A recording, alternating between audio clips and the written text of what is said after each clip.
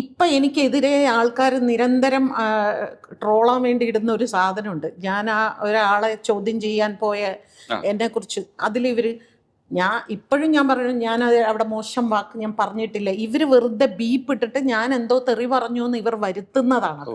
ഞാൻ തെറി അവിടെ പറഞ്ഞിട്ടില്ല. തെറി പറഞ്ഞ ഇല്ല. എൻ്റെ കൂടെ കൂടെ ഉണ്ടായിരുന്ന അവര് രണ്ടുപേര്. പറഞ്ഞു. കാരണം അവരെപ്പോഴും അവരുടെ പ്രതിരോധം അങ്ങനെയാണ്. നീ എന്നെ തെറി വിളിച്ചാൽ ഞാൻ നിന്നെ തെറി വിളിക്കും, അതാണ്.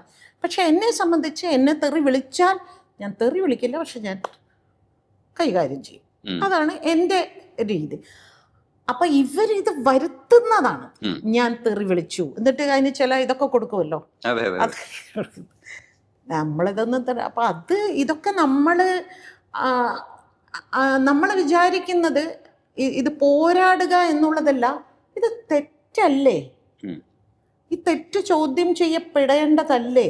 നമ്മളിങ്ങനെ എല്ലാ കാലവും എല്ലാവരെയും അനാവശ്യമായി എന്തിനാണ് ഭയപ്പെടുന്നത് എന്നാണ്. ഭയപ്പെടേണ്ട കാര്യങ്ങൾക്ക് നമ്മൾ ഭയപ്പെടാം. ഇപ്പം രാത്രി കാലങ്ങളിൽ ഡ്രൈവ് ചെയ്യാൻ ഞാൻ ഭയപ്പെടാറുണ്ട്. കാരണം എന്തെങ്കിലും വണ്ടിക്ക് ഒരു പ്രശ്നം വന്നാൽ എനിക്ക് ഒറ്റയ്ക്ക് ചിലപ്പോൾ ഒരു റോഡിൽ നിന്ന് എനിക്കത് പരിഹരിക്കാൻ ഒരുപാട് പരിമിതികളുണ്ടായിരിക്കാം.